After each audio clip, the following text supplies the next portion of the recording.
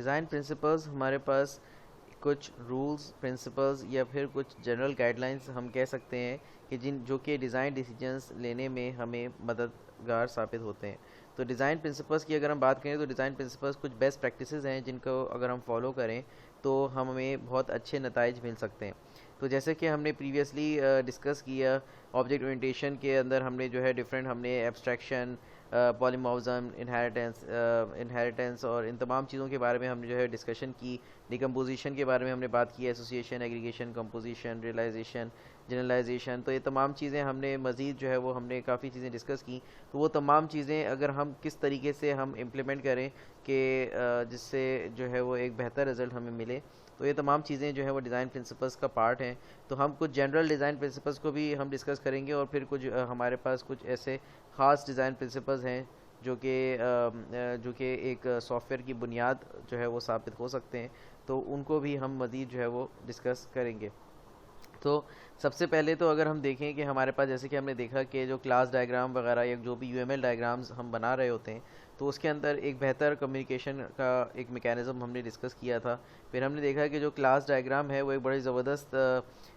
जो हम कह सकते हैं कि एक यूएमएल डायग्राम है जिसके अंदर में एक पूरी प्रॉब्लम को हम एक स्ट्रक्चर दे रहे होते हैं और उसके अंदर एक पूरा जो टेक्निकल डिज़ाइन है हमारे पास सॉफ्टवेयर सॉल्यूशन का, वो हमारे पास सामने आ जाता है। तो अब हमें ये देखना है कि उस जो हमारा सॉफ्टवेयर सॉल्यूशन का जो टेक्निकल डिज़ाइन है हम उसको किस तरीके से एवेल्यूएट कर सकते हैं या देख सकते हैं कि ये जो है वो एक फ्लेक्सिबल, रीयूजेबल और बेंटेबल सॉफ्टवेयर सॉल्यूशन के लिए ये तमाम चीज़ें, बेहतर अप्रोचेस यहाँ पे फॉलो हो रही हैं कि नहीं हो रही हैं। तो यहाँ पे हम कुछ डिज़ाइन प्रिंसिपल्स को अगर हम गौर करते हुए अगर हम उनके ऊपर फोकस करें कि ये डिज़ाइन प्रिंसिपल्स अगर फॉलो हो रहे हैं तो हम कह सकते हैं कि हाँ, कि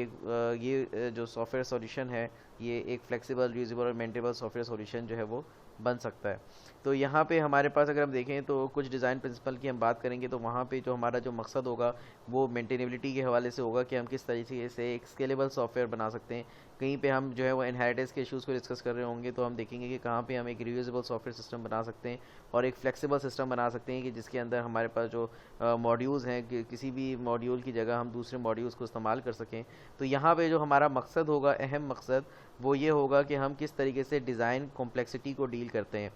तो डिज़ाइन कॉम्प्लेक्सिटी को डील करने के लिए हमारे पास डिज़ाइन प्रिंसिपल्स जो हैं वो बहुत ज़्यादा फ़ायदेमंद हैं।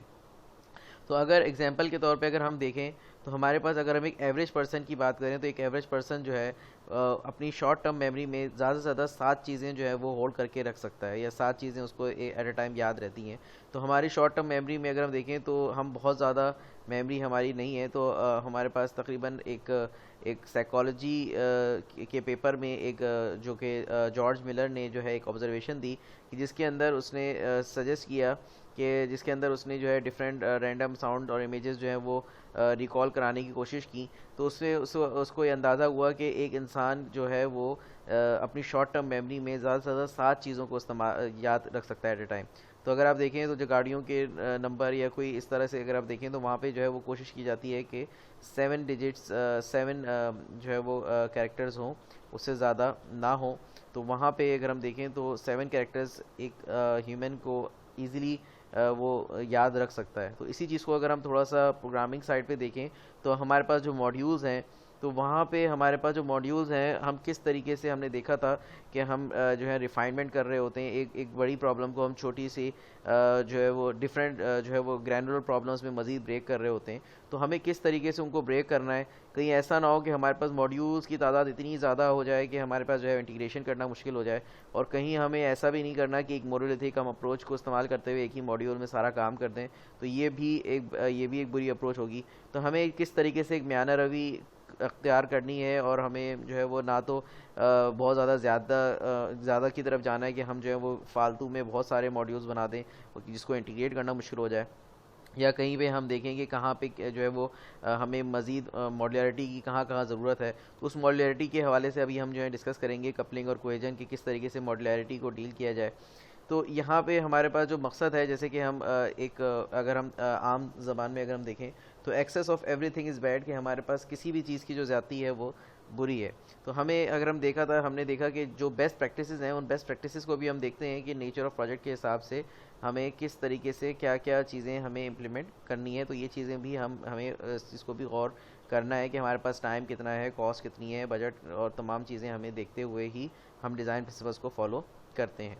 तो यहाँ पे एक और जो मकसद हमारा होता है वो ये है कि हम किस तरीके से मेंटली तमाम चीज़ों को हैंडल कर सकते हैं, कि किस तरीके से अगर कोई बग अगर हमारे पास सॉफ्टवेयर सिस्टम में आ जाए तो उस बग को हमें आइडेंटिफाई करना मुश्किल ना हो जाए। कि हमारे पास लेट्स सपोज अगर हमने मोनोलिथिक अप्रोच इस्तेमाल की तो ज़ाहिर है कि उसके ऊपर अगर हमारे पास कहीं पे कोई प्रॉब्लम अगर होती है तो वहाँ पे बग्स को आइडेंटिफाई करना भी मुश्किल होगा। उसके अलावा जो डिज़ाइन की कॉम्प्लेक्सिटी है उसको एवेल्यूएट करना हमारे लिए बहुत ज़्यादा मुश्किल हो जाएगा। या फिर हम एक जगह चेंज करते हैं तो उसका चेंज जो है वो तमाम जगहों पे जो है वो तमाम जगह पे उसका अफेक्ट पड़ेगा। तो इन तमाम चीज़ों को मद्देनज़र रखते हुए हमें जो है वो कुछ डिज़ाइन प्रिंसिपल्स को जो है फॉलो करना पड़ता है। अच्छा, डिज़ाइन कॉम्प्लेक्सिटी की अगर हम बात करें तो डिज़ाइन कॉम्प्लेक्सिटीज़ हमारे पास जो है वो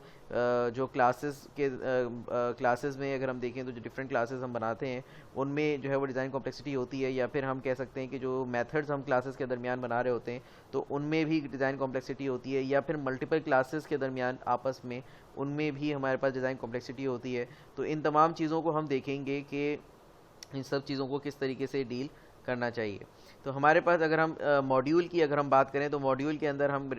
हमारा जो मकसद है, मॉड्यूल जो हम कह रहे हैं तो उसका मकसद ये है कि कोई ऐसा प्रोग्राम यूनिट कि जिसके अंदर तमाम रिलेटेड क्लासेस या तमाम रिलेटेड काम जो है वो हो रहा है, तो वहाँ पे हम उसको मॉड्यूल कह रहे हैं। ठीक है, तो यहाँ पे अब जो मैट्रिक्स हम अप्लाई करेंगे, हम यूज़ करेंगे to evaluate the design complexity, तो उसके लिए हम जो है वो कपलिंग और कोहेजन का सहारा लेते हैं कि हमारे पास कितनी ज़्यादा एक मॉड्यूल के अंदर डिज़ाइन कॉम्प्लेक्सिटी है या आपस में मॉड्यूल्स के दरमियान कितनी डिज़ाइन कॉम्प्लेक्सिटी है। तो अभी हमने देखा कि डिज़ाइन कॉम्प्लेक्सिटी तो हमारे पास हर जगह मौजूद होगी, डिफरेंट बिटवीन द मेथड्स भी और बिटवीन द क्लासेस, या क्लासेस के दरमियान क्लासेस में जो आपस में मेथड्स हैं या जो उसके एट्रीब्यूट्स हैं, तो हर जगह डिज़ाइन कॉम्प्लेक्सिटी है, डाटा स्ट्रक्चर्स जो हम यूज़ कर रहे हैं। मगर हम इसको सिंप्लीफाई करने के लिए हमने कहा कि हम डिज़ाइन कॉम्प्लेक्सिटी की जब हम बात करते हैं तो उसको एवेल्यूएट करने के लिए हम कपलिंग और कोहेजन का सहारा ले रहे होते हैं। अब कपलिंग का अगर हम देखें तो कपलिंग क्या चीज़ है, तो coupling focuses on complexity between A module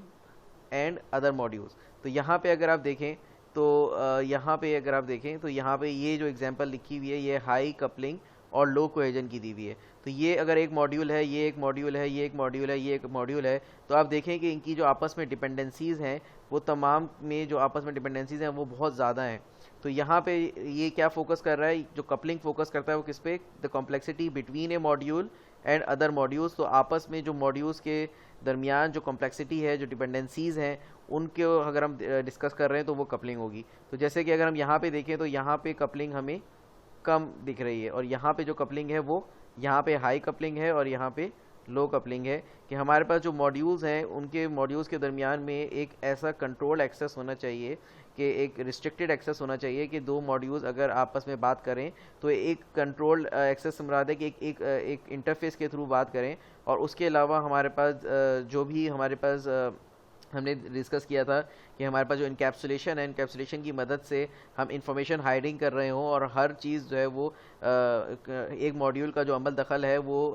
हर दूसरे मॉड्यूल पे इतना ज़्यादा नहीं होना चाहिए कि वो किसी भी प्रॉपर्टी को या किसी भी प्रॉपर्टी को जो है मॉडिफाई कर दे या किसी भी मेथड को कॉल कर दे। तो जो कंट्रोल्ड एक्सेस है वो हम जो है वो आपस में मॉड्यूल्स के दरमियान अगर हम रखें तो वो एक बेहतर अप्रोच है। तो हमारे पास जो कपलिंग है वो हमारे पास लो होनी चाहिए। उसी तरीके से कोहेजन जो है, cohesion focuses on complexity with in A module, कि अगर एक ही मॉड्यूल के दरमियान की अगर हम बात करें तो यहाँ पे लेट सपोज अगर हम देख रहे हैं कि एक ये मॉड्यूल है तो यहाँ पे अगर हम देखें तो तीन मुख्तलिफ काम हो रहे हैं, यहाँ पे ट्राइंगल, सर्कल और रेक्टेंगल। तो यहाँ पे ये तीन बिल्कुल मुख्तलिफ चीज़ें हैं। उसी तरीके से यहाँ पे अगर हम देखें तो तीन, यहाँ पे ये चार मुख्तलिफ चीज़ें, यहाँ पे तीन मुख्तलिफ चीज़ें, यहाँ चार मुख्तलिफ चीज़ें। तो ये सिंपल वर्ड्स में समझाने के मकसद क्या है कि आपके पास जो एक जो मॉड्यूल है उसमें रिलेटेड वर्क होना चाहिए, जो रिस्पॉन्सिबिलिटी है तो एक सिंगल रिस्पॉन्सिबिलिटी होनी चाहिए, एक ही जैसा काम होना चाहिए। ऐसा ना हो कि उसके अंदर हम मल्टीपल रिस्पॉन्सिबिलिटीज़ को फुलफ़िल कर रहे हो, मतलब ये कि उसके अंदर मल्टीपल जो है वो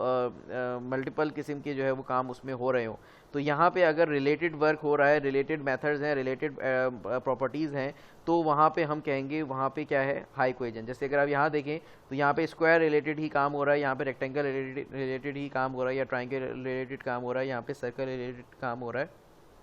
तो यहाँ पे हम इस चीज़ को देख सकते हैं कि ये अप्रोच है कुछ इस तरह का सिस्टम अगर हमारे पास बनता है तो ये low coupling and high cohesion, this is the best way to make a reusable maintainable software. तो यहाँ पे हमारे पास ये एक अच्छी बेहतर अप्रोच है, और अगर हम देखें हाई कपलिंग और लो कोहेजन तो ये हमारे पास वर्स्ट अप्रोच है। तो इसी तरीके से हमने देखा कि हमारे पास ये दो आइडियाज़ हैं कि जिनकी मदद से हम ऑब्जेक्ट ओरिएंटेड डिज़ाइन प्रिंसिपल्स को फॉलो करते हुए एक मैनेजेबल सिस्टम बना सकते हैं। तो यहाँ पे हमारे पास जब हम देखें कि हमारे पास जब हम एक सिस्टम डिज़ाइन कर रहे होते हैं तो हमारे पास हम डिफरेंट मॉड्यूल्स का आपस में कुछ ना कुछ रिलेशन तो होगा। अब ऐसी कोई बात नहीं है कि हम जो है वो आपस में मॉड्यूल के दरमियान कोई ना कोई रिलेशन, कोई भी रिलेशन ना हो, मगर वो जो रिलेशन हमें रखना है, जैसे कि हमने डिस्कस किया कि वो कंट्रोल्ड एक्सेस उसमें होना चाहिए, या फिर हम जो भी हम जो है वो पैरामीटर्स के थ्रू अगर हम पैरामीटर्स के थ्रू जो है वो अगर हम आपस में दो मॉड्यूल्स का रिलेशन है तो वो बिल्कुल कंट्रोल होना चाहिए और बिल्कुल लिमिटेड होना चाहिए। तो इसकी एग्जांपल अगर हम देखें, हम लो कपलिंग की, अगर हम कपलिंग की एग्जांपल देखें तो कपलिंग की एग्जांपल हम देखें तो जिस तरीके से हम लेगो, अगर आप देखें तो जो लेगो बच्चों के जो टॉयज़ होते हैं जिसके अंदर वो बच्चे जो है घर बना रहे होते हैं, दूसरी चीज़ें बना रहे होते हैं, तो कपलिंग की एग्जांपल बिल्कुल अच्छी कपलिंग की या लो कपलिंग की एग्जांपल बिल्कुल उस तरीके की है कि उस लेगो से वो बार बार उसको ब्रेक करके उसको कभी घर बना लेते हैं या कभी उसको जो है कुछ और बना लेते हैं, तो उससे वो डिफरेंट चीज़ें बना सकते हैं। तो इसी तरीके से हमारे पास जो है मॉड्यूल्स के दरमियान रिलेशन होना चाहिए कि अगर कोई मॉड्यूल हमें रिप्लेस करना है तो ईजिली हम उसकी जगह कोई दूसरा मॉड्यूल जो है रिप्लेस कर सकें। और टाइट कपलिंग की अगर हम एग्जांपल दें तो टाइट कपलिंग की एग्जांपल हमारे पास पज़ल पीसेस की तरह की है कि पज़ल पीसेस हमारे पास जो है वो एक ही पज़ल पीस के साथ जो है वो एक ख़ास किस्म का पज़ल पीस ही लग सकता है। अदरवाइज़ कोई दूसरा जो है वो अगर आपके पास पज़ल पीस हमें मिल जाए जो कि डिफरेंट शेप का हो तो वो हम उसके साथ जो है वो नहीं लगा सकते। तो इसी तरीके से हमारे पास जो है वो इतनी टाइट कपलिंग नहीं होनी चाहिए कि हमारे पास मॉड्यूल्स के दरमियान इतनी ज़बरदस्त डिपेंडेंसी नहीं होनी चाहिए कि कोई मॉड्यूल जो है रिप्लेसेबल ना हो।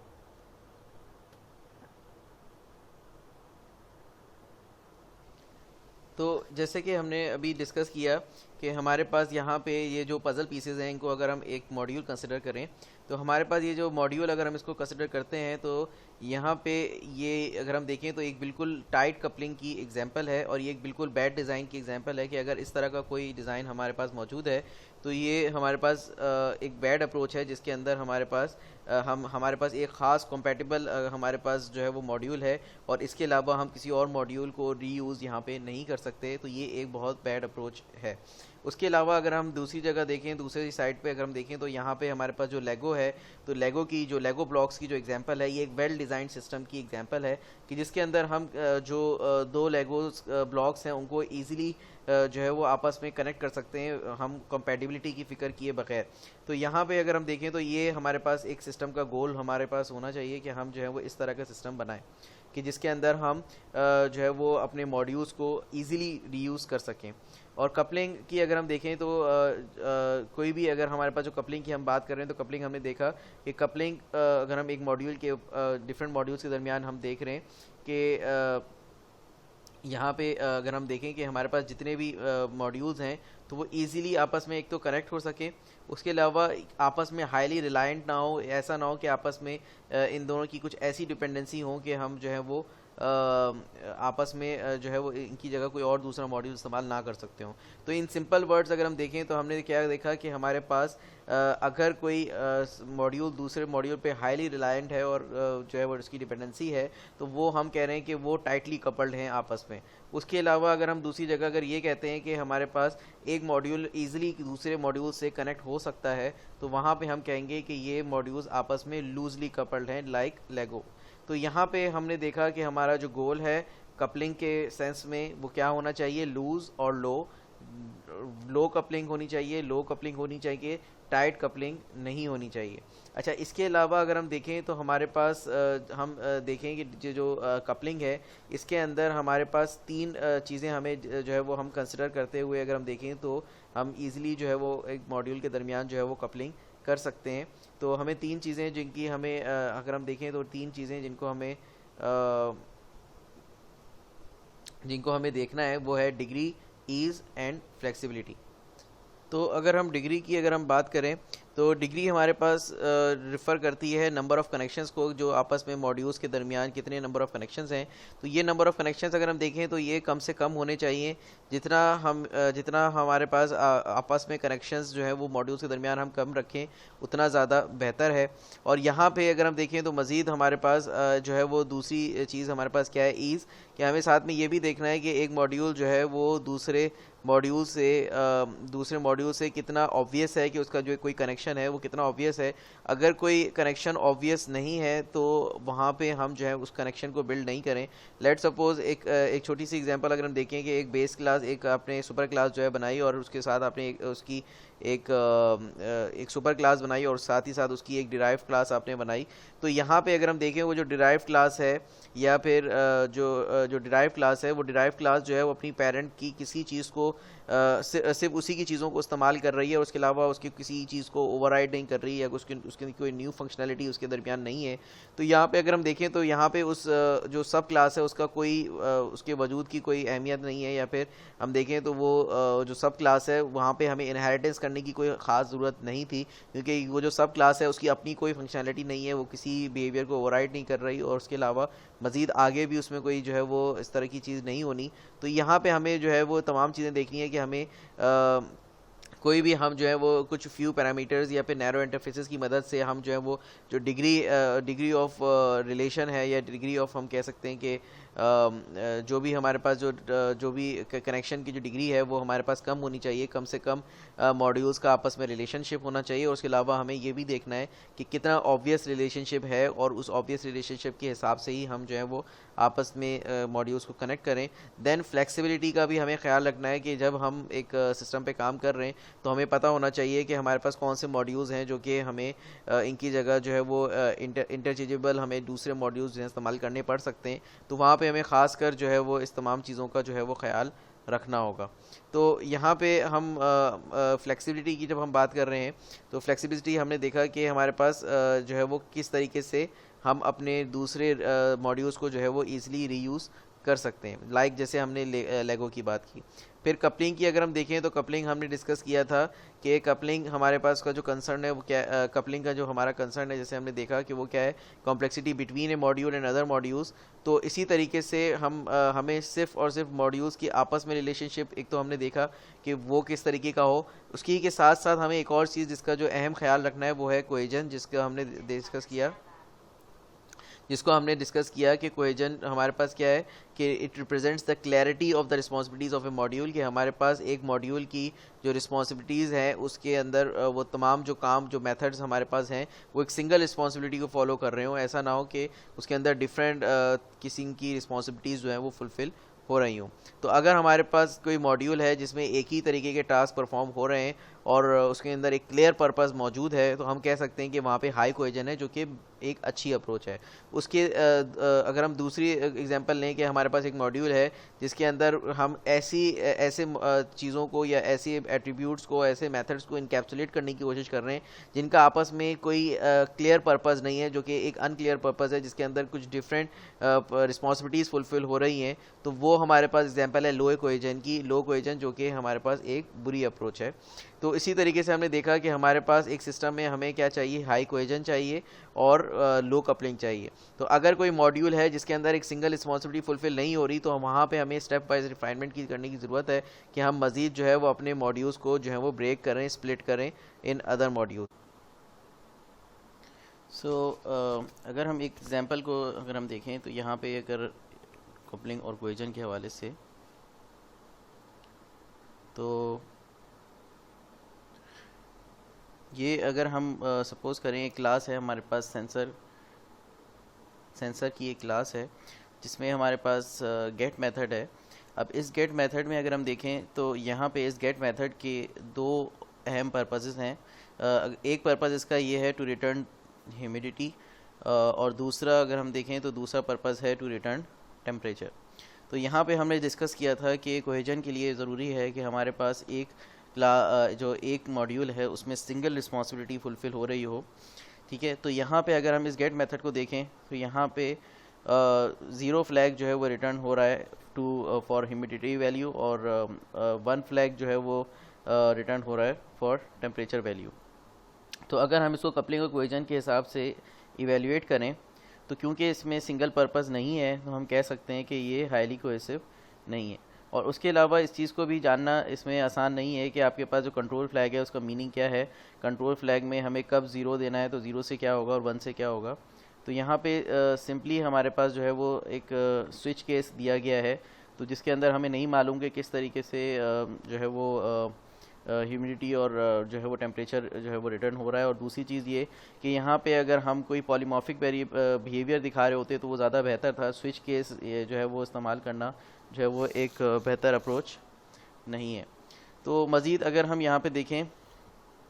तो यहाँ पे हमारे पास जो इनकैप्सुलेशन है वो इनकैप्सुलेशन के हवाले से भी अगर हम देखें तो हमने देखा था कि तमाम रिलेटेड चीज़ें जो है वो इनकैप्सुलेट होनी चाहिए। तो यहाँ पे इनकैप्सुलेशन के हवाले से भी यहाँ पे जो है वो बेहतर अप्रोच जो है वो इस्तेमाल नहीं की जा रही। तो यहाँ पे अगर हम इसी सेंसर जो क्लास है इसको हमें क्या करना चाहिए, जैसे कि हमने डिस्कस किया कि अगर हमारे पास कोई मॉड्यूल इस तरह का है जिसमें हमें दिख रहा है कि कोहेसिव नेचर नहीं है, उसमें सिंगल पर्पस फुलफिल नहीं हो रहा, तो हमें उसकी जो है वो स्टेप वाइज रिफाइनमेंट करते हुए उसको जो है वो multiple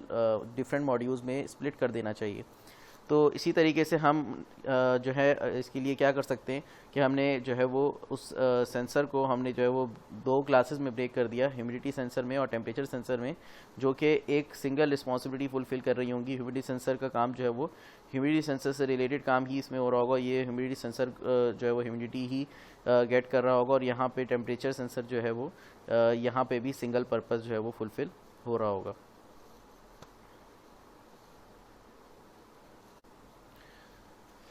so now let's talk about separation of concerns. तो सेपरेशन ऑफ कंसर्न की जब हम बात करते हैं तो सेपरेशन ऑफ कंसर्न से मुराद है सेपरेशन ऑफ रिस्पॉन्सिबिलिटीज़, कि हमारे पास अगर एक मॉड्यूल में एक सिंगल रिस्पॉन्सिबिलिटी फुलफिल नहीं हो रही तो हमारे पास हम उस मॉड्यूल को हमने देखा कि हम उसको ब्रेक कर देते हैं इन मोर मॉड्यूल्स, इन अदर मॉड्यूल्स। तो सेपरेशन ऑफ कंसर्न का जो अगर हम देखें तो कंसर्न से मुराद हमारे पास ये है कि एक सॉफ्टवेयर सॉल्यूशन में एक प्रॉब्लम के लिए जो हम सॉल्यूशन दे रहे हैं तो उसके लिए जो रेलेवेंट चीज़ें हैं बस वो रेलेवेंट चीज़ें ही हमारे पास होनी चाहिए। जहाँ पे हमें जनरलाइजेशन हमें करनी है वहाँ हम जनरलाइजेशन करें, जहाँ हमें एसोसिएशन एग्रीगेशन, जहाँ हमें कंपोजिशन इस्तेमाल करनी है हम वहाँ पे वो इस्तेमाल करें। तो हमें जो भी सॉल्यूशन है उसके हिसाब से हम जो है वो प्रॉब्लम के हिसाब से हम सॉल्यूशन जो है वो बनाएं। तो यहाँ पे हमने देखा कि जो कंसर्न है वो कोई भी कंसर्न हमारे पास क्या होगा कि जिसका मकसद ये होना चाहिए कि जो प्रॉब्लम है उस प्रॉब्लम को देखते हुए हम उसको किस तरीके से सिंप्लीफाई कर सकते हैं in terms of coupling, in terms of cohesion, किस तरीके से हम एब्स्ट्रैक्शन अप्लाई कर सकते हैं, इनकैप्सुलेशन अप्लाई कर सकते हैं, इन जनरलाइजेशन और ये तमाम कॉन्सेप्ट्स जो है हम अप्लाई कर सकते हैं।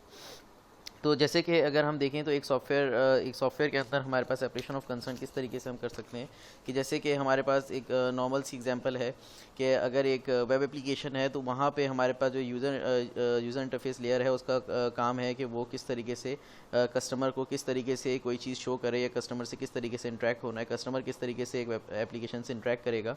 तो वो तमाम चीज़ें जो है यूज़र इंटरफेस लेयर में कि किस तरीके से चीज़ को दिखाना है, शो करना है, रिप्रेजेंटेशन जो है वो उसकी रिस्पॉन्सिबिलिटी है। उसी तरीके से अगर आपके पास कोई डाटा जो है वो डाटा लेयर है तो डाटा की जो लेयर है उसका जो काम है वो एंटिटीज़ को से रिलेटेड है, किस तरीके से वो एंटिटीज़ को मैप करता है डेटाबेस से। और फिर उसके बाद हमारे पास जो है वो जो बिज़नेस लॉजिक लेयर है जहाँ पे जो है वो कोई ना कोई क्यूरी है लिखी हुई है, तो जो भी कस्टमर की क्यूरी है, जो भी यूज़र जो है रिक्वेस्ट भेज रहा है तो उस रिक्वेस्ट को किस तरीके से जो है वो क्यूरी के ज़रिए जो है वो बाकायदा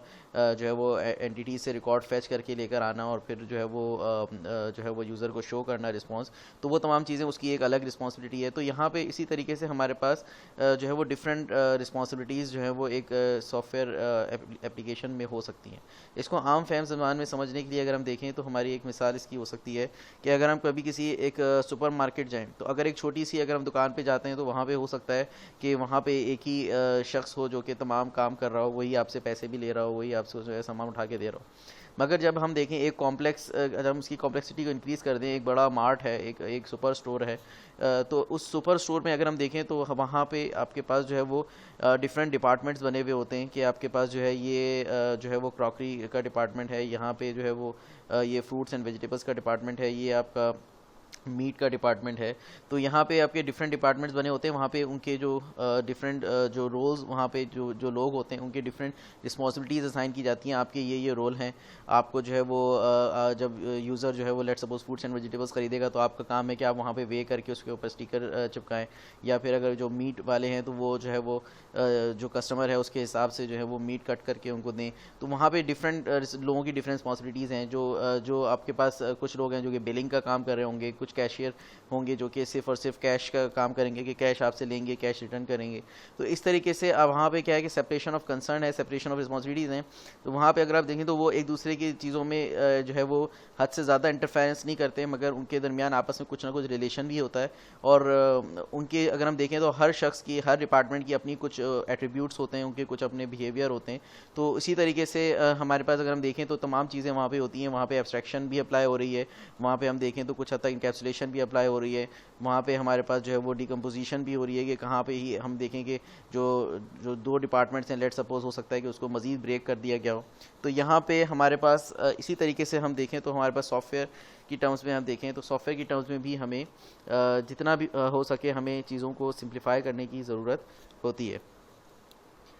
तो इसी तरीके से हम लोग जो है एक बड़ी प्रॉब्लम स्पेस को हम देखेंगे, एक बड़ी प्रॉब्लम है तो हम किस तरीके से उस प्रॉब्लम को डिकम्पोज करें। फिर उसके बाद हमने देखा कि हम उसमें एब्स्ट्रैक्शन का भी ख्याल रखेंगे। हम देखेंगे कि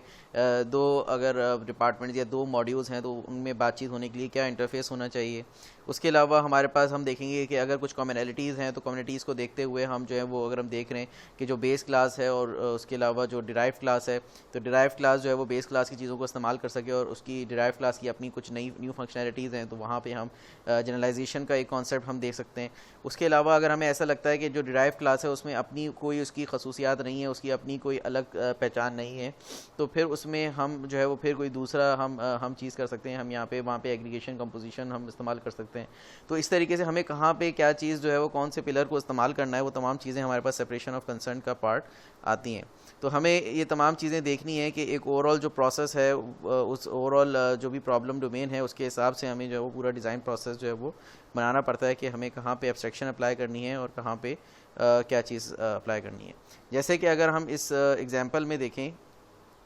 ये जो एग्ज़ाम्पल हमारे पास है डॉग की, तो यहाँ पे जो डॉग और फूड का रिलेशन है, तो अब ये डॉग और फूड के रिलेशन में अगर हम देखें तो डॉग और फूड के रिलेशन की एक बात हम करें तो यहाँ पे जो फूड का जो रिलेशन है डॉग के साथ वो इनहेरिटेंस वाला नहीं है कि हमारे पास हम ये नहीं कह सकते कि फूड इज़ अ डॉग, या फिर हम ऐसा नहीं कह सकते कि फूड के अंदर कोई नया काम हो रहा है। तो हमारे पास यहाँ पे अगर हम देखें तो जो डॉग और फूड का जो रिलेशनशिप है,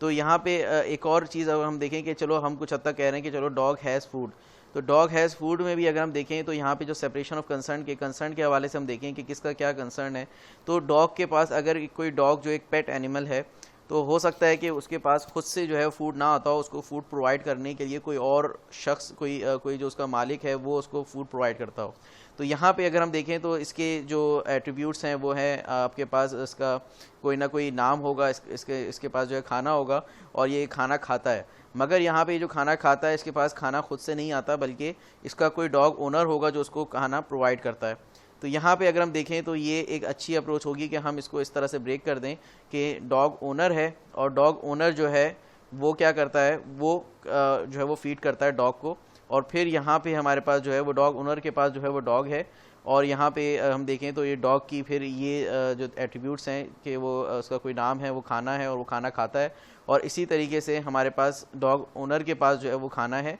जो कि प्रोवाइड करता है किसको, डॉग को। तो ये एक बेहतर रिप्रेजेंटेशन है एक प्रॉब्लम डोमेन के हिसाब से कि एक डॉग जो है वो अपना खाना, जो पेट डॉग है वो अपना खाना खुद नहीं ले सकता, तो उसके लिए हमारे पास जो है हमने सेपरेशन ऑफ कंसर्न के हवाले से रिस्पॉन्सिबिलिटीज़ को देखते हुए हमने जो है वो इसको इस तरीके से ब्रेक कर दिया। मज़ीद अगर हम एक और एग्जांपल देखें,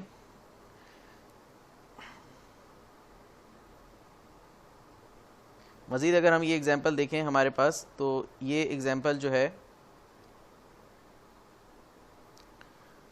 लेट सपोज हमारे पास एक स्मार्टफोन की क्लास है। अब इस स्मार्टफोन के क्लास में अगर हम देखें तो यहाँ पे एक स्मार्टफोन में जो है वो कैमरा रिलेटेड कैमरा की एट्रीब्यूट भी है और फ़ोन का भी एट्रीब्यूट है। उसके अलावा जो अगर हम देखें तो take photo, save photo, camera flash, make phone call. तो यहाँ पे अगर हम देखें तो ये जो फ़ोटो लेना, सेव करना, कैमरा फ्लैश, ये तमाम चीज़ें जो हैं वो कैमरा से रिलेटेड हैं। इसमें बेसिक फ़ोन वाली फंक्शनैलिटी का कोई अमल दखल नहीं है। मतलब ये जो मेथड्स हैं वो इस फ़ोन के साथ इसका कोई ताल्लुक़ नहीं है। तो हमने देखा था कोहेजन में कि आपके पास जो एट्रीब्यूट्स और मेथड्स हैं वो टाइटली बाउंड होने चाहिए। मतलब आपके जो मेथड्स हैं वो आपके एट्रीब्यूट्स को चेंज कर रहे हों और रिलेटेड एट्रीब्यूट्स और रिलेटेड मेथड्स होने चाहिए तो आपस में। तो यहाँ पे अगर हम देखें तो फ़ोन, बेसिक फ़ोन का जो है आपका इससे कोई ताल्लुक़ नहीं है। और जो बेसिक कैमरा है या जो कैमरा फीचर्स हैं उन कैमरा फीचर्स का फ़ोन कॉल के साथ या इनक्रिप्ट आउटगोइंग साउंड और डिसाइफर इनकमिंग साउंड, जो आपके पास जो भी बेसिक फ़ोन कॉल से रिलेटेड चीज़ें हैं, तो उनसे इनका कोई ताल्लुक़ नहीं है। तो वहाँ पे हमारे पास जो अप्रोच है वो क्या है कि हम जो है वो इनको ब्रेक कर दें। ठीक है, तो हम उसके अंदर हम जो बेसिक फ़ोन वाली जो चीज़ें हैं उनको हम अलग कर दें और कैमरा वाली चीज़ों को हम अलग कर दें। तो इसको हमने जो है वो प्रीवियसली भी हमने इस एग्जांपल को जो है डिस्कस किया था। तो इसी एग्जांपल को अगर हम देखें तो हम इसको ब्रेक करके हम किस तरीके से यहाँ पे अगर हम देखें तो हमने इसको ब्रेक कर दिया स्मार्टफोन के ऊपर। यहाँ पे हमने जो है वो क्या किया, यहाँ पे हमने दो इंटरफेसेस बना दिए। ठीक है, आई कैमरा और आईफोन का। तो यहाँ पे हमारे पास हमने जो फंक्शनैलिटीज़ हैं वो जो है वो डिफरेंट कर दी। तो सेपरेशन ऑफ कंसर्न है उसके हिसाब से हमने अलग अलग काम कर दिया। तो ये एक एग्जांपल है हमारे पास सेपरेशन ऑफ कंसर्न की। तो यहाँ पे हमने देखा कि हमारे पास जो यहाँ पे जो कैमरा है और जो फ़ोन है वहाँ पे एक डिस्टिंक्टिव जो है वो उनका अपना जो है मखसूस काम वहाँ पे परफॉर्म हो रहा है। तो अगर हमें यहाँ पे कैमरा अगर हमें रिप्लेस करना है, जो करंट कैमरा है, या फ़ोन अगर हमें रिप्लेस करना है तो हम इजीली रिप्लेस कर सकते हैं, जिस पे एक ओवरऑल स्मार्टफोन क्लास के ऊपर जो है इसका कोई इफेक्ट जो है वो नेगेटिव इम्पैक्ट जो है वो नहीं जाएगा। और यहाँ पे जो फर्स्ट जनरेशन कैमरा है वो अपने हिसाब से जो है वो जो है फ़ोन को इम्प्लीमेंट कर रहा है। ट्रेडिशनल फ़ोन अपने हिसाब से जो है वो कैमरा को इम्प्लीमेंट कर रहा है। तो यहाँ पे हमारे पास अगर हम देखें तो हमारे पास हमने यहाँ पे कुछ हद तक जो है वो कोहेसिवनेस को हमने अचीव कर लिया कि हमारे पास जो भी फ़ोन है वहाँ पे उसकी कोई इंटरफेरेंस जो है वो कैमरा के साथ नहीं है, या कैमरा की इंटरफेरेंस जो है वो फ़ोन के साथ नहीं है। तो यहाँ पे हमने कोहेजन को अचीव किया है। मगर यहाँ पे भी अगर हम देखें तो कुछ हद तक कपलिंग के कॉन्सेप्ट के हिसाब से अगर हम देखें तो ये लूजली कपल्ड नहीं है। तो यहाँ पे कपलिंग हमारे पास हाई हो गई है कि यहाँ पे हमारे पास जो रिलेशन है फिर भी जो है वो थोड़ा सा दो अलग अलग रिस्पॉन्सिबिलिटीज़ के दरमियान जो रिलेशन है वो थोड़ा सा करीब हो रहा है। मगर यहाँ पे अगर हम देखें तो कोहेसिवनेस को हमने यहाँ पे फिर भी अचीव कर लिया है कि हमारे पास जो है वो जिस तरह से हमने देखा कि जो एब्स्ट्रैक्शन है वो एब्स्ट्रैक्शन यहाँ पे परफॉर्म सही तरीके से हो रही है। उसके अलावा जो इनकैप्सुलेशन के ऊपर हमने बात की थी कि हमारे पास जो रिलेटेड एट्रीब्यूट्स और मेथड्स हैं वही आपस में बाइंड होने चाहिए। तो यहाँ पे हमारे पास जो इंटरफेरेंस है वो हमने यहाँ पे हमने इसको देख लिया कि एक सिंगल रिस्पॉन्सिबिलिटी ही हमारे पास कैमरा के अंदर फुलफ़िल हो रही है और फ़ोन के अंदर भी एक सिंगल रिस्पॉन्सिबिलिटी जो है वो फुलफ़िल हो रही है।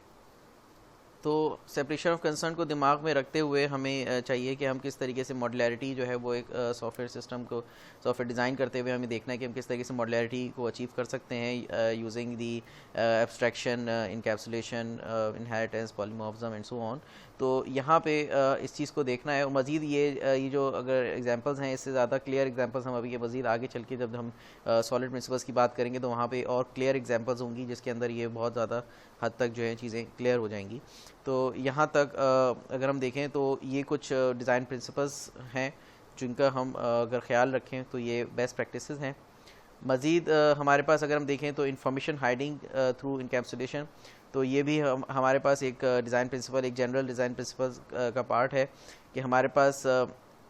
जो इन्फॉर्मेशन हाइडिंग है वो हम करें थ्रू इनकैप्सुलेशन। तो यहाँ पे जो मकसद है इन्फॉर्मेशन हाइडिंग का वो ये कि हम जो अननेसेसरी डिटेल्स हैं उनको हाइड कर लें, जो नेसेसरी डिटेल्स हैं उनको हम शो करें। तो नेसेसरी डिटेल्स अगर कहीं पे हाइड हो रही हैं तो वो हम उनको हाइड ना करें। जैसे कि अगर हम देखें कि कहीं किसी जैसे कि अगर हम इनकैप्सुलेशन की जहाँ पे हमें कोई चीज़ प्राइवेट रखनी है तो उसी को हम प्राइवेट रखें, और ऐसा ना हो कि हम हर चीज़ को प्राइवेट रख दें। तो इन्फॉर्मेशन हाइडिंग हमें जिस जगह जो चीज़ रिक्वायर्ड है उसी हिसाब से हम रखें। तो जैसे कि पब्लिक है, तो पब्लिक अगर हम जो है वो जो अगर हम देखें तो जो जो भी जो भी इंफॉर्मेशन हाइडिंग हम कर रहे होते हैं, तो वो हम जो है वो एट्रीब्यूट्स के ऊपर भी हम जो है वो एक्सेस मॉडिफायर्स लगा रहे होते हैं और मेथड्स के ऊपर भी लगा रहे होते हैं। तो यहाँ पे हमारे पास अगर हम देखें तो चार किस्म के, जैसे हम जावा की ही एग्जांपल को लेते हुए चल रहे हैं, तो जावा में हमारे पास ये पब्लिक, प्राइवेट, प्रोटेक्टेड और डिफ़ॉल्ट, ये चार एक्सेस मॉडिफायर्स हैं। तो अगर हम किसी चीज़ को पब्लिक कर देते हैं तो पब्लिक एट्रीब्यूट का मकसद ये हुआ कि पब्लिक एट्रीब्यूट को कोई भी जो है वो इजीली एक्सेस करके विजिबिलिटी उसको होगी और वो उसको मॉडिफाई कर सकता है। पब्लिक मेथड अगर कोई है तो पब्लिक मेथड हमारे पास जो है वो भी किसी को भी जो है वो विजिबल है और कोई इसको यूज़ कर सकता है, मगर उसको मॉडिफाई नहीं कर सकता, क्योंकि जाहिर सी बात है मेथड जो है वो सिंपल कॉल हो रहा होता है। उसी तरीके से प्राइवेट हमने डिस्कस किया था, तो प्राइवेट हमारे पास क्या होगा, विद इन द क्लास हमारे पास जो है वो एक जो क्लास है वो वही अपनी जो है उस क्लास के अंदर जो प्राइवेट एट्रीब्यूट्स हैं और प्राइवेट मेथड्स हैं, तो सिंपल उसी का जो ऑब्जेक्ट है वही उसको जो है वो यूज़ कर पाएगा। फिर हमारे पास प्रोटेक्टेड है, तो प्रोटेक्टेड हमने देखा था जो जो क्लास है वो जो बेस क्लास है वो, और जो चाइल्ड क्लास, उसकी जो चाइल्ड क्लास होगी, तो जो चाइल्ड क्लास है वो अपनी पेरेंट की चीज़ों को जो है वो इस्तेमाल कर सकेगी। ठीक है, तो इस तरीके से हमारे पास डिफ़ॉल्ट हमने देखा। फिर डिफ़ॉल्ट हमारे पास जो है वो डिफ़ॉल्ट से मुराद ये है कि with in the name space या विद इन द पैकेज, हम जब जावा की बात करें तो वहाँ पे हम पैकेज की बात करेंगे। तो एक पैकेज में हमारे पास जो है वो जितनी भी क्लासेस आ रही हैं तो उन तमाम के लिए वो तमाम चीज़ें जो है वो एक्सेसिबल होंगी और विजिबल होंगी। तो जैसा कि हमने डिस्कस किया था इनकैप्सुलेशन के लिए कि हमारे पास हम encapsulation is the mechanism to bind the related data and the behaviors together। तो यहाँ पे हमारे पास हमने देखा कि जो एक्सेस मॉडिफायर्स है उनकी मदद से हम जो है वो किस तरीके से, जहाँ पे हमें ज़रूरत है कि हम जो है वो तमाम चीज़ें पब्लिक रखें तो वहाँ पे हम तमाम चीज़ें पब्लिक रखेंगे, मगर हम जहाँ पे समझते हैं कि कुछ एट्रीब्यूट्स हैं जो कि क्रिटिकल है कि अगर उनकी वैल्यू चेंज हो जाएगी तो वो हर तरफ से जो है उनकी वैल्यूज़ जो है वो एक्सेसिबल नहीं होनी चाहिए, तो वहाँ पे हम उनको जो है वो प्राइवेट रख सकते हैं, या फिर अपने हिसाब से जो है वो हम देख सकते हैं कि अगर हमें चाहिए कि वो overall with in the package जो है एक्सेसिबल हों तो फिर हम उसको डिफ़ॉल्ट रख सकते हैं। तो इसी तरीके से हमने प्रोटेक्टेड और ये तमाम चीज़ों को हमने डिस्कस किया। तो यहाँ पे जो इन्फॉर्मेशन हाइडिंग है वो एक बहुत एक ज़बरदस्त टूल है कि जहाँ पे हम बता सकते हैं कि जहाँ पे हमें एक इंटरफेस प्रोवाइड करना है एक दूसरे मॉड्यूल के लिए या फिर जो है दो क्लासेस के दरमियान, तो हम वहाँ पे एक इंटरफेस प्रोवाइड कर सकते हैं कि हम किस तरीके से उनका आपस में रिलेशन होगा, किस तरीके से वो दोनों आपस में ताल्लुक़ रखेंगे। तो यहाँ पे अगर हम देखें, इसकी एक छोटी सी एग्जांपल अगर हम देखें कि अगर दो डेवलपर्स हैं, वो दो डेवलपर्स जो हैं वो एक ही सिस्टम पे काम कर रहे हैं मगर दो अलग मॉड्यूल्स पे काम कर रहे हैं, तो वहाँ पे जो एक जो है वो अगर एक डेवलपर ये समझता है कि उसके मॉड्यूल में कोई इस तरह की चेंजेस जो है वो दूसरा डेवलपर ना करते, तो वो अपने मॉड्यूल के अंदर जो है वो इन्फॉर्मेशन हाइडिंग थ्रू इनकैप्सुलेशन के ज़रिए से वो उसको इस तरह का इंटरफेस प्रोवाइड कर सकता है कि दूसरा डेवलपर जो है वो इस पहले डेवलपर के इस मॉड्यूल से जो है वो जो फ़ायदा उसको लेना है वो फ़ायदा अपना ले सके, मगर उसकी चीज़ों को वो जो है उसकी इम्प्लीमेंटेशन डिटेल्स को जो है वो चेंज ना करें। जैसे कि अगर हम जो है जिस तरह से हम जो है नॉर्मली जो है डिफरेंट लाइब्रेरीज़ को हम इस्तेमाल करते हुए उनके मेथड्स को हम यूज़ कर रहे होते हैं, मगर उनके मेथड्स की जो है उनसे मेथड से हम फ़ायदा ले रहे होते हैं, मगर उनके मेथड्स की इम्प्लीमेंटेशन को डिटेल्स को हम चेंज नहीं कर सकते। जैसे कि हमारे पास अगर एक स्ट्रिंग लाइब्रेरी के अगर हम कॉन्केटिनेशन का मेथड हम इस्तेमाल कर रहे हैं तो उस कॉन्केटिनेशन मेथड के पीछे जो इम्प्लीमेंटेशन है उसकी वो जाके हम चेंज नहीं कर रहे होते, या फिर हम दीगर जो है वो काफ़ी सारे मेथड्स हम इस्तेमाल कर रहे होते हैं जो कि हमारे लिए एब्स्ट्रैक्ट होते हैं, हमें नहीं मालूम होता कि इसके पीछे इनकी डिटेल क्या है, उसकी जो इन्फॉर्मेशन है वो हमसे हाइड हुई भी होती है, जो रेलेवेंट इन्फॉर्मेशन हमें चाहिए होती है वो हमें पता होता है कि हमें ये मेथड किस तरीके से इस्तेमाल करना है, इसमें किस तरीके के पैरामीटर्स जो है वो पास, किस तरह के आर्गुमेंट्स हम पास करेंगे और किस तरह का बिहेवियर हमें जो है वो शो होगा। तो मज़ीद हमें उसका इंटरनल हमें उसकी जो है वो नहीं मालूम होता कि इंटरनल इसके अंदर जो है वो किस तरीके से काम जो है वो हुआ है। इसी तरीके से हमारे पास जो है वो दीगर और भी जो है वो दूसरे डिज़ाइन प्रिंसिपल्स भी मौजूद हैं, जैसे कि ये तमाम जो है वो डिज़ाइन प्रिंसिपल्स अदर जो डिज़ाइन प्रिंसिपल्स हैं जो जनरल डिज़ाइन प्रिंसिपल्स के तहत हैं। तो जैसे कि है as the quality as it is being created, कि जैसे जैसे हम चीज़ बनाते जा रहे हैं तो वैसे वैसे हम उसको जो है वो उसकी क्वालिटी को एजेस करते चले जाएं, मतलब ये कि हम जो है वो उस चीज़ को उसकी क्वालिटी को वेरीफाई करते चले जाएं। तो जैसे कि अगर हम एजाइल अप्रोच इस्तेमाल कर रहे हैं तो वहाँ पे हम जो है वो जो है स्प्रिंट रेट्रोस्पेक्टिव जो हम कर रहे होते हैं, ठीक है, है, तो वो तमाम चीज़ें हमारे पास जो है वो रिव्यूज़ और या फिर हम जो है वो कोड रिव्यूज़ वगैरह जो हम कर रहे हैं, तो ये तमाम चीज़ें हमारे पास जो है वो इसका पार्ट हो सकती हैं। इसके बाद कॉन्सेप्चुअल इंटीग्रिटी है। तो कॉन्सेप्चुअल इंटीग्रिटी से मुराद हमारे पास ये है कि हम किस तरीके से एक सॉफ्टवेयर को डिज़ाइन करते हुए, उसको डेवलप करते हुए हम किस तरीके से कंसिस्टेंट रहते हैं। तो इसी के लिए जैसे कि हमने प्रीवियसली डिस्कस किया कि हम जैसे थे हम जो है as is the quality as it is being created, कि जिस तरीके से हम चीज़ों को क्रिएट करते चले जा रहे हैं, तो हम उनकी क्वालिटी को भी साथ ही साथ वेरीफाई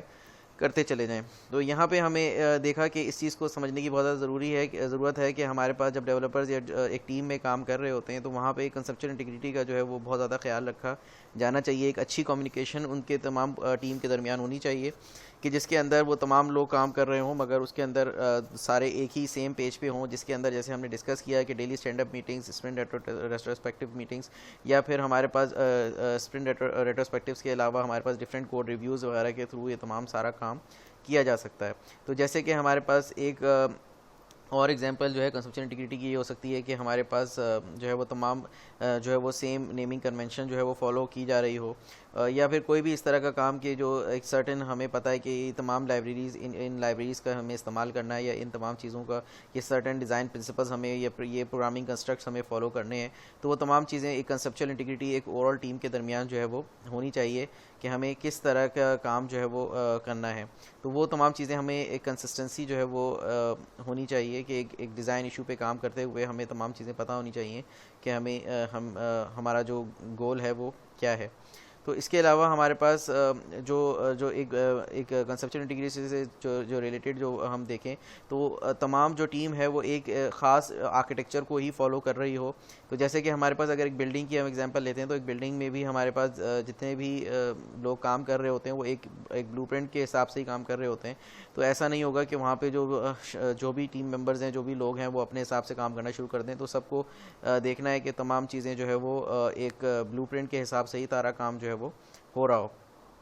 तो इसी तरीके से हमारे पास अगर हम देखें तो जो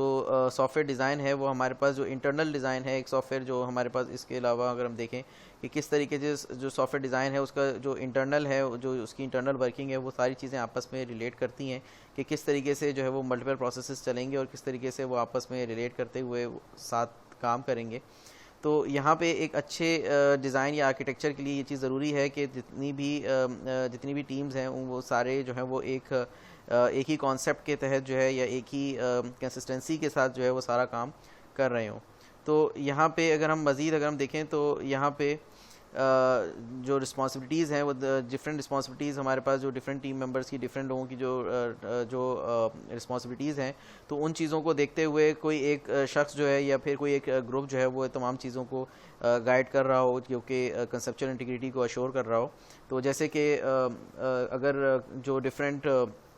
डेवलपर्स हैं वो अगर जो है कोड कमिट कर रहे हैं, तो कोई ग्रुप जो है वो कोई कोर ग्रुप जो है वो डेवलपर्स का या कोई टीम जो है वो कोई ख़ास शख्स या जो है वो उन तमाम चीज़ों को पहले रिव्यू करे कि तमाम चीज़ें जो हैं वो आर्किटेक्चर के हिसाब से हैं या नहीं है, और फिर उसके बाद जो है उन तमाम चीज़ों को जो है वो कमिट करे। तो यहाँ पे हमें जो है वो इस चीज़ का ख्याल रखना है कि जो ब्लूप्रिंट है तमाम चीज़ें उस ब्लूप्रिंट के हिसाब से हों, कंसेप्चुअल इंटीग्रिटी हो, कंसिस्टेंसी हो। तो अगर कंसिस्टेंसी नहीं होगी तो यहाँ पे ये एक बैड अप्रोच होगी। तो इसी तरीके से जैसे कि हम देखें कि हमारे पास एक ओवरऑल कंसिस्टेंट हमें सॉफ्टवेयर बनाना है, तो हमने देखा कि तमाम जो बेस्ट प्रैक्टिसेस हैं वो तमाम लोगों को क्लियर होनी चाहिए कि हमें उनका जो है गोल, जो है विज़न है वो क्लियर होना चाहिए, उस विज़न के लिए ही तमाम लोग काम कर रहे हों। फिर अवॉइड द टनल विजन है। अवॉइड द टनल विजन से रिलेटेड से मुराद हमारे पास क्या है कि हमारा जो विज़न है वो जैसे कि हमने कंसेप्चुअल इंटीग्रिटी में देखा कि तमाम लोगों जो है वो एक ही पेज पे जो हो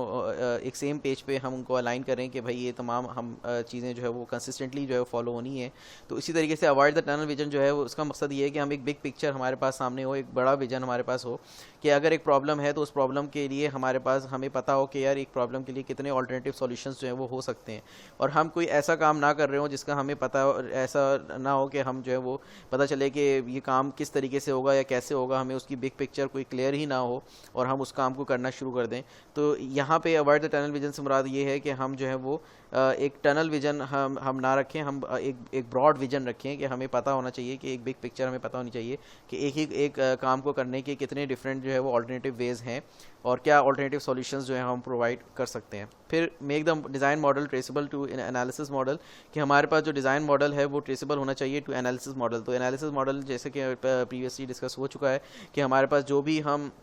एनालिसिस मॉडल बना रहे हैं, चाहे वो क्लास बेस्ड हो, चाहे वो हमारे पास यूज़ केस हो, या कोई भी एनालिसिस मॉडल हमने बनाया है तो उससे जो है उसके मुताबिक ही हमारा डिज़ाइन मॉडल होना चाहिए। वो दोनों चीज़ें आपस में मैप होनी चाहिए। और फिर डू नॉट री इन्वेंट द व्हील, कि हमारे पास जो भी चीज़ पहले से मौजूद है, जो बेस्ट प्रूवन टेक्निक्स हमारे पास मौजूद हैं, जैसे कि हम डिज़ाइन पैटर्न्स अगर आगे हम चल के हम डिस्कस करेंगे तो जो भी पैटर्न्स हैं, चाहे वो डिज़ाइन पैटर्न्स या आर्किटेक्चरल पैटर्न्स की बात हम करते हैं, तो जो प्रूवन टेक्निक्स हैं, जो पहले से चीज़ें जो हैं हमें पता है कि वेरीफाइबल हैं, टेस्टेबल हैं, जो चीज़ें पहले से जो है वो प्रूवन टेक्निक्स हैं, तो हम उन्हीं का जो है वो सहारा लें, उन्हीं चीज़ों को इस्तेमाल करें, ना कि ये कि हम जो है वो ख़ुद से जो है वो दोबारा से वो चीज़ें करने की कोशिश करें कि जो चीज़ें पहले से बन चुकी हैं, प्रूवन चीज़ें हैं, उनको हम मद्देनज़र ना रखते हुए हम अपने तौर पे सारा काम अगर हम करना शुरू कर देंगे तो वो हमारे पास, अगर हम देखें तो जैसे कि हमने देखा कि हमारे पास टाइम का कंस्ट्रेंट है, बजट का कंस्ट्रेंट है, तो वो तमाम चीज़ें हम मीट नहीं कर पाएंगे। तो हमें जो है इस चीज़ को भी ख्याल रखना है कि वी आर नॉट री इन्वेंटिंग द व्हील, कि हम जो है वो री इन्वेंट ना कर रहे हों द व्हील जो कि पहले से बना हुआ है। देन हमारे पास मिनिमाइजिंग द इंटेलेक्चुअल डिस्टेंस, तो मिनिमाइजिंग द इंटेलेक्चुअल डिस्टेंस से हमारे पास रिलेटेड ये मकसद ये है कि जो भी जैसे कि हमने कंसिस्टेंसीज के हवाले से हमने काम किया कि कंसेप्चुअल इंटीग्रिटी होनी चाहिए, कि हर शख्स को क्लियर होना चाहिए कि क्या कॉन्सेप्ट, बेसिक कॉन्सेप्ट क्या है, और ओवरऑल जितने भी लोग हैं वो एक ही डिज़ाइन के ऊपर या एक ही आर्किटेक्चर को फॉलो करते हुए सारा काम कर रहे हों। तो यहाँ पे जो इंटेलेक्चुअल इंटीग्रिटी डिस्टेंस है, मिनिमाइज द इंटेलेक्चुअल डिस्टेंस, कि अगर जो डिफरेंट डेवलपमेंट टीम्स अगर काम कर रही हैं तो वो एक सेम पेस के साथ और तमाम चीज़ों को मालूम हो कि वो किस तरीके से काम कर रही हैं। साथ ही साथ यहाँ पे मिनिमाइज द इंटेलेक्चुअल डिस्टेंस का मकसद ये है कि अगर वो जो भी काम वो कर रहे हैं, जो भी चीज़ वो डेवलप कर रहे हैं, तो वो यूजेबल भी हो, ऐसा ना हो कि जिस प्रॉब्लम डोमेन के लिए वो सॉल्यूशन लिख रहे हैं तो वो सॉल्यूशन जो है वो वर्केबल ही ना हो, वो यूज़ करने के काबिल ही ना हो। तो यहाँ पे जो यूज़र है, जो डेवलपर है, तो यहाँ पे उनके दरमियान जो इंटेलेक्चुअल डिस्टेंस है वो कम से कम होना चाहिए। जो बनाने वाले हैं उनको भी पता होना चाहिए कि उन्हें क्या बनाना है, और जो यूज़ करने वाला है वो चीज़ उसके लिए यूजेबल भी हो, तो वो तमाम चीज़ें उसको लिए क्लियर हों कि वो तमाम चीज़ें किस तरीके से उसको यूज़ करनी है। फिर एग्जिबिट यूनिफॉर्मिटी एंड इंटीग्रेशन, और यही तमाम चीज़ के हमारे पास जो है वो एक यूनिफॉर्मिटी का ख्याल रखा जाए, जो कि बहुत हद तक कंसेप्चुअल इंटीग्रिटी वाली बात है कि हम किस तरीके से एक यूनिफॉर्मिटी को ख्याल रखें कि जहाँ पे हमारे पास इंटीग्रेशन जो है वो आसान हो जाए। हम किस तरीके से मॉड्यूलैरिटी हम रखें, मगर उस मॉड्यूलैरिटी से ऐसा ना हो कि हमारे पास बाद में उसकी इंटीग्रेशन मुश्किल हो जाए। तो हमें जो है वो यूनिफॉर्मिटी का ख्याल भी रखना है कि हमारे पास जो है वो इंटीग्रेट करना आसान हो चीज़ों को, जब सिस्टम हमारे पास ओवरऑल डेवलप हो जाए तो हमें उसको इंटीग्रेट करना आसान हो। Then structured design in such a way so as to accommodate change, और ये तमाम चीज़ों को हमें ख्याल रखते हैं कि साथ साथ हमें ये भी देखना है कि हमारे पास एक रीयूजेबल, मेंटेनेबल और फ्लेक्सिबल सॉफ्टवेयर हमें बनाना है जिसके अंदर जो है वो चेंज इजीली जो है वो अकोमोडेट किया जा सकता हो। तो अब तक इतना ही, फिर मिलते हैं नेक्स्ट लेक्चर में।